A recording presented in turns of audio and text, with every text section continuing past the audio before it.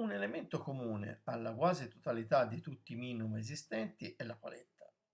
Spesso la sua realizzazione viene data per scontata, però ogni elemento che la compone, dimensione, forma, angolazione e spessore, non è tirato a caso, ma risponde ad esigenze e funzioni specifiche. Innanzitutto bisogna capire a cosa serve la paletta. La risposta banalmente è che serve per imprimere il movimento artificiale. Sì, ok, ma come? La paletta in acqua oppone resistenza all'avanzamento. Questo genera turbolenze che, se hanno sufficiente forza, fanno sbandare a destra e a sinistra il minno, vincendone d'inerzia. Da questo deriva il fatto che maggiore sarà la sezione frontale della paletta, maggiore sarà la forza generata. Di conseguenza, più sarà il peso del nostro artificiale. Maggiore dovrà essere la sezione frontale, perché occorrerà una forza maggiore per farlo muovere. Volendo essere più tecnicamente precisi, occorre una maggiore forza per vincere la maggiore inerzia dovuta a una massa maggiore. Per cui, a prescindere dalla forma che daremo alla paletta, questa dovrà avere una sufficiente sezione frontale tale da produrre la forza necessaria al movimento. Attenzione, io sto parlando di sezione frontale, non di dimensione della paletta. Cioè, se guardiamo di fronte l'artificiale, la sezione frontale è la sagoma visibile della paletta. Facciamo un esempio per capire meglio. Prendiamo una singola paletta, la mettiamo in verticale. La parte che vediamo corrisponde alla dimensione stessa della paletta. Se la inclino ad esempio di 45 gradi, guardandola frontalmente, la paletta occuperà uno spazio visibile grande la metà rispetto a prima, diminuendo ancora di più via via che si aumenta l'inclinazione. Di conseguenza, a parità di dimensione della paletta, la sezione frontale, quindi la forza che produrrà, diminuirà a seconda dell'inclinazione. Una volta capito questo, tutto il resto viene quasi automaticamente.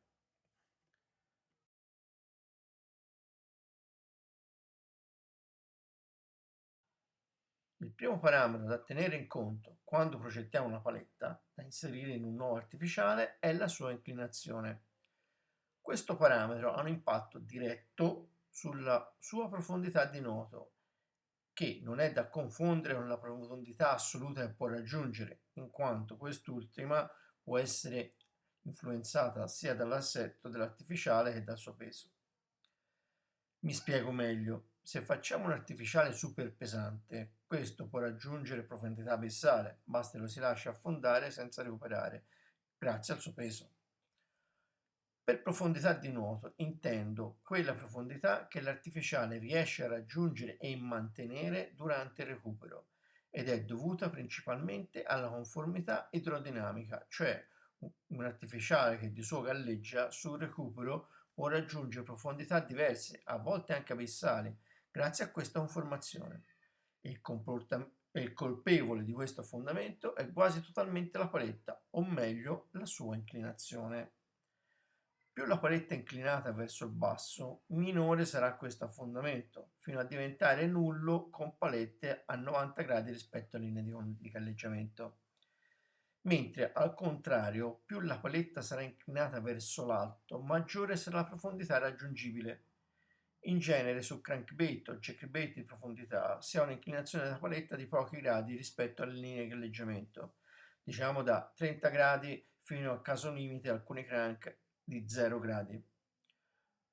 Su minno galleggianti, tipo il Rapala Original, siamo su un'inclinazione media tra i 40 e i 50 gradi. Io preferisco proprio i 45 gradi, ma va visto quello che uno vuole realizzare. Mentre su artificiali affondanti e pesanti si intende ad avere inclinazioni molto importanti, tra i 60 e i 90 gradi. Piccolo inciso, prima di passare al prossimo argomento. Quando utilizziamo palette con inclinazione di pochi gradi, in base al prezzo dell'artificiale e dimensione della paletta, l'artificiale tende ad inclinarsi durante il recupero, alza la coda, insomma, che è tipico dei crank. Questo comporta l'aumento della sezione frontale e di questo va tenuto conto nel decidere le effettive dimensioni della paletta.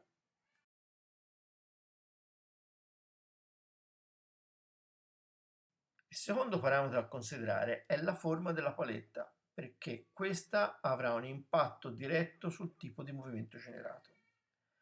In linea di massima, una paletta stretta genererà un movimento più stretto e frenetico. Al contrario, una paletta più larga tenderà a generare un movimento più largo e meno frequente.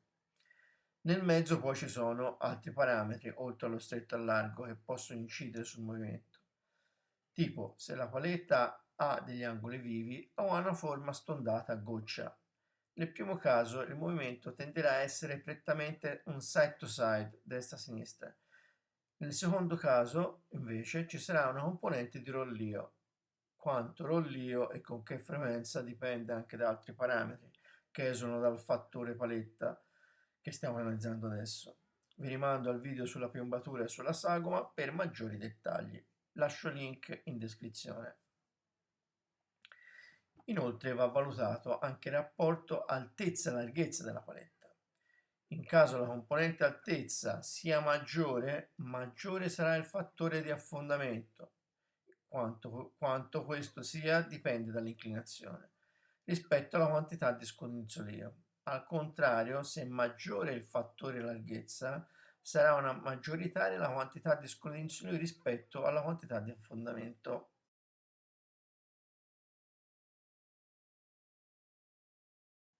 Il terzo parametro da tenere conto è la dimensione, cioè l'area superficiale della paletta, in quanto questa è quella che direttamente genera la forza che poi fa scondizionare l'artificiale. Quindi maggiore sarà la sua superficie, maggiore sarà la quantità di moto che può imprimere. Tradotto vuol dire che riesce a far muovere l'artificiale con massa e quindi peso maggiore. Come detto precedentemente, però, va tenuto conto della sezione frontale, che diminuisce via via che aumenta l'inclinazione della paletta verso l'alto. Per cui, a parità di dimensione della paletta, più la inclino verso l'alto, minore è la quantità di movimento che può generare, e di questo va tenuto conto quando procediamo all'artificiale, ed è il motivo per cui, ad esempio, negli artificiali affondanti, quindi molto pesanti, la paletta è inclinata verso il basso, perché altrimenti saremmo costretti ad aumentarne di tanto le dimensioni. Avendo presente questo, ad esempio, se vogliamo un artificiale con paletta a 45 gradi, dovremo fare una paletta leggermente più grande rispetto se dovessimo mettere a 90 gradi a parità di peso dell'artificiale. Un discorso a parte andrebbe fatto per i crank di profondità, ma di questo ne parlerò in un video apposito, in quanto le dimensioni della paletta dipendono anche da quanto vogliamo fare andare in profondità il crank.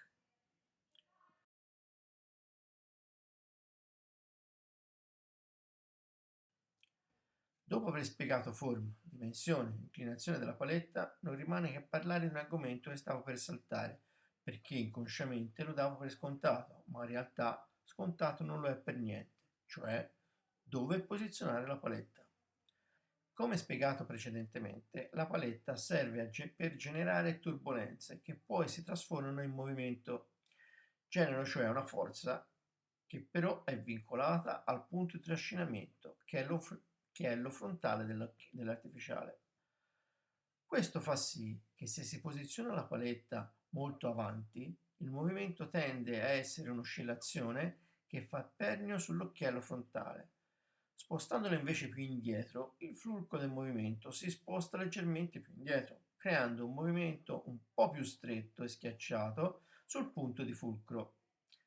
Attenzione però a spostare troppo indietro la posizione della paletta, perché si hanno due inconvenienti. Il movimento tende via via a essere più stretto, tanto che oltre un certo limite la paletta, invece di generare movimento, genera un freno, smettendo di far muovere l'artificiale. 2. Più spostiamo la paletta indietro, maggiore sarà la forza che questa dovrà generare per far muovere l'artificiale e quindi occorre aumentarne le dimensioni. All'atto pratico, a seconda della tipologia artificiale che vogliamo realizzare, possiamo aumentarla direttamente sulla punta del muso o quasi, in caso di crank, gearbait ed esche artificiali, oppure leggermente indietro, diciamo distante dalla punta del muso non oltre un sesto, un ottavo della lunghezza totale della nostra artificiale, nel caso di minno classici. Ad esempio, personalmente su un minno di 6 cm al max posiziono la paletta a 1 centimetro dal muso.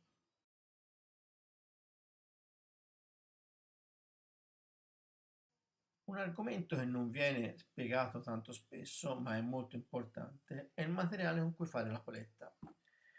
Premesso che possiamo utilizzare qualsiasi cosa, in realtà se vogliamo un qualcosa di funzionale e che sia sufficientemente robusto, le opzioni sono poche e alla fine, bene o male, chi costruisce esche da un po' fa ricadere la scelta su un unico materiale, il policarbonato, spesso conosciuto anche come Lexan, che però non è altro che il nome commerciale di una tipologia di policarbonato.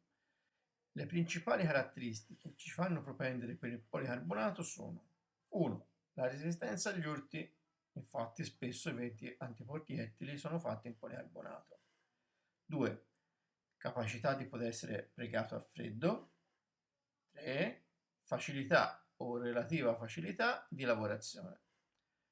Da non confonderlo con il polymer o il plexiglass, perché sono troppo rigidi, non si possono piegare a freddo perché si spezzano, come altrettanto facilmente si scheggiano o spezzano con gli urti. Per costruire artificiali si usano generalmente spessori da 1 a 3 mm. Personalmente non uso più la misura da 1 mm, se non per artificiale proprio micro, diciamo fino a 2 cm, perché in caso di incaglio o di dimensione di paletta non proprio mini può piegarsi. Per questo in tutti i miei artificiali fino a 8-9 cm io uso la misura di 1,5 mm. I 2 mm li uso in tutti gli artificiali fino a una lunghezza massima di 15 cm, sempre che non siano dedicati a lavori graduosi o pesci impegnativi.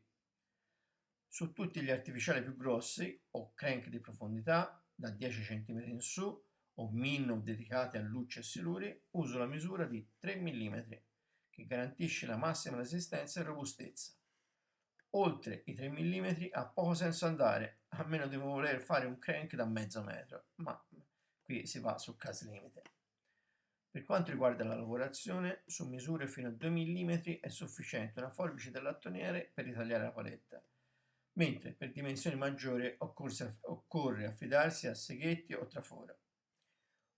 Oltre al policarbonato ci sono altri materiali validi e nello specifico sono l'alluminio con foglie di spessore sotto 1 millimetro e la vetronite, però io personalmente non l'ho mai usata, quindi non vi so dare indicazioni più precise.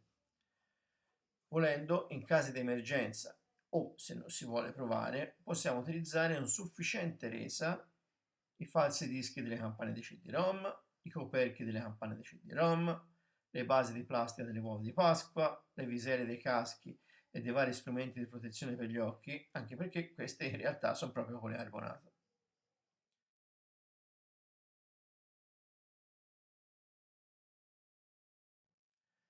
Per finire questo excursus teorico sulla paletta, volevo parlare di una modifica che spesso si vede sulle palette, e cioè la bombatura, che non è altro che rendere concava la paletta. Questo espediente, che non è obbligatorio per la generazione del movimento come erroneamente molti ritengono, ha due importanti effetti. Il primo è che aumenta la superficie della paletta a contatto con l'acqua e questo porta ad una maggiore turbolenza e di conseguenza una maggiore capacità di imprimere movimento. Tradotto vuol dire che a parità di dimensione una paletta con bombatura permette di far muovere artificiali più pesanti. Quindi con una paletta leggermente più piccola del necessario possiamo far muovere artificiali pesanti. Secondo motivo, che aumenta leggermente il rilievo. Quindi se aggiungiamo questa caratteristica ad un artificiale pensato per enfatizzare proprio questo tipo di movimento, la resa in tal senso, cioè rollio, sarà maggiore.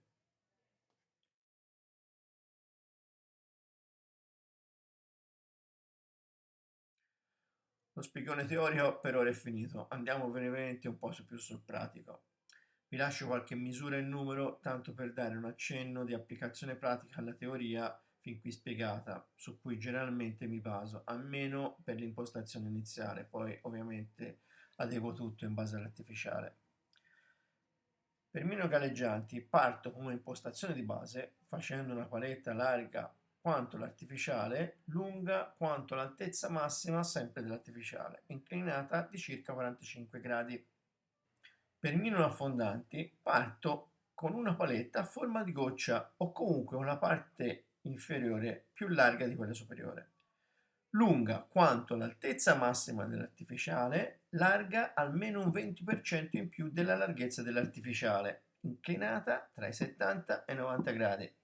Se deve reggere un minimo di corrente, un minimo di inclinazione cerco di dargliela perché così si riesce a farla stare più schiacciata e più in corrente. Inizialmente non realizzo la bombatura, poi guardo se è necessaria o meno. Per i jerkbait invece faccio una paletta con inclinazione tra i 20 e i 30 gradi, larga quanto lo spessore dell'artificiale e lunga un 20-30% in più dell'altezza massima dell'artificiale stesso. Queste ovviamente sono indicazioni di massima e adatto queste misure poi all'artificiale che voglio realizzare in base alle caratteristiche del assetto che voglio dargli, al nuoto che voglio dargli, all'affondamento che voglio dargli. E poi ovviamente facendo le prove in acqua si fanno poi le dovute correzioni. Con questo vi saluto, grazie di aver seguito fin qui queste barbosissime nozioni teoriche e se vi è piaciuto il video mettete un bel mi piace e iscrivetevi al canale. Questo a voi non costa niente, ma a me aiuta tantissimo e se non volete perdervi le ultime novità, cliccate la campanellina.